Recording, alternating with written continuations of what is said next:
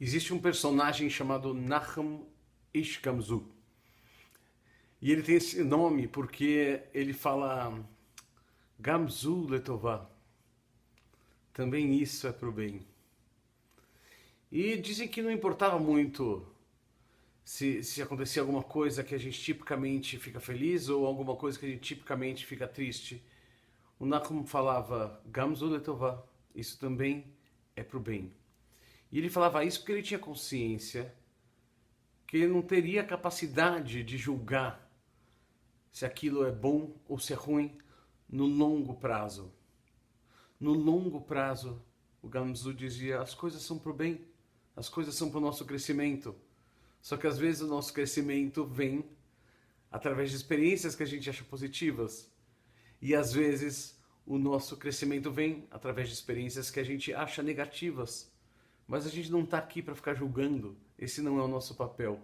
A gente está aqui para viver através dessas experiências. E tem uma história envolvendo um aluno dele, que é o Rabi Akiva, o famoso Rabi Akiva. E o Rabi Akiva estava em direção a uma cidade, ele passou por uma floresta, ele estava com um burrinho, com um galo, com um lampião, bateu um vento, apagou o lampião, passou um leão, comeu o burrinho, um gato comeu o galo. E o Rabi Akiva entendeu que existia alguma coisa por trás disso, e ao invés de reclamar, ele dormiu, seguiu a vida dele, e quando ele chegou na cidade, a cidade tinha sido pilhada, muitas pessoas morreram, e talvez esse fosse o destino dele se ele chegasse lá. Mas sem o burrinho e sem o galo para acordar ele, isso não foi possível. E ele percebeu que também com o lampião apagado, os ladrões não puderam encontrá-lo na floresta. Tem muitas pessoas que têm histórias dessas, né? Várias histórias de pessoas que não embarcaram em aviões e com isso foram poupadas de desastre. Então tem muitas histórias assim e tem muitas histórias positivas também, de pessoas que passaram por coisas ruins, mas graças a essa experiência ruim, elas ficaram capacitadas a ter boas experiências depois, ou a construir ou a descobrir as coisas mais importantes para ela. Por que eu estou falando isso? Porque hoje, quando a gente trabalha Gevurah Shebenetzach, é um dia da gente ter consciência que a gente não sabe. A gente não entende o plano maior das coisas, a gente não tem a perspectiva. Então ficar julgando se é bom ou se é ruim, na verdade a gente está falando gosto ou não gosto. Mas a vida não pode ser reduzida a gosto ou não gosto. A gente está aqui para aprender. E para aprender não tem jeito, não vai ser só por coisas prazerosas. A gente aprende muita coisa na dificuldade. O rei Salomão chegou a falar que existe mais sabedoria numa casa em luto do que numa casa em alegria. Se você refletir um pouquinho sobre essa frase, você vai perceber que ele tinha razão. Um exemplo muito importante de Gevurah Shebenetzach é o José. O José nasceu no bem bom, era o queridinho do papai, vivia ótimo lá junto a Jacó. Ele é vendido como escravo. E quando ele estava preso, dá para imaginar que ele ficou reclamando, chorando, deprimido, mas não. O José parece que ele limpava o chão do calabouço, cantando: agradeço a Deus por tudo que me deu e por tudo que não me deu.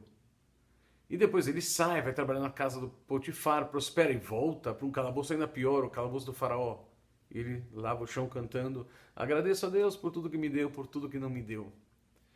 E olha que ele fez isso sem saber que no final da história ele ia se tornar braço direito do faraó. Ou seja, José se torna o maior executivo do mundo antigo. Bom, José era um tzadik e tinha essa capacidade, mas a gente pode aprender com ele. Essa é uma das características de Gevurah Shebenetzach. A gente entender que as coisas acontecem. A gente ficar julgando se elas são boas ou são ruins não é tão rico quanto a gente vivenciar e aprender. Agora, o que não é um bom caminho é dizer isso não deveria ser assim, isso está errado. Gente, quem somos nós para dizer como as coisas deveriam ser? O que está certo, o que está errado? Existe uma inteligência infinita. tocando esse barco aqui que a gente chama de mundo. A gente achar que nós, com o intelecto finito, sabemos o que pode e o que não pode, o que está certo e o que não está certo. Então vamos aprender com a frase Gamzu letová, isso também é para o bem. Ou vamos aprender com José, agradeço a Deus por tudo que me deu, por tudo que não me deu. A segunda maneira da gente praticar Gevurah Shebe Netzach é a gente proativamente criar as restrições necessárias para um bem de longo prazo. Isso vai ficar claro nos nossos exercícios. Estamos no 23º dia da contagem do Omer, ou seja, estamos já em 3 semanas e 2 dias da contagem do Omer, dia de praticar Gevurah Shebe Netzach. Então, em relação à existência, essa aceitação que a gente está falando é uma ótima maneira de trabalhar Gevurah Shebe Netzach. Existe até uma expressão, Baruch Dayan Haemet. Então, quando acontece alguma coisa que a gente não gosta, ou quando acontece alguma coisa que a gente entende como ruim, a gente fala Baruch Dayan Haemet. Abençoado o juiz da verdade. Basicamente está falando, quem sou eu para dizer o que é bom e o que é ruim? Existe uma inteligência muito maior que eu.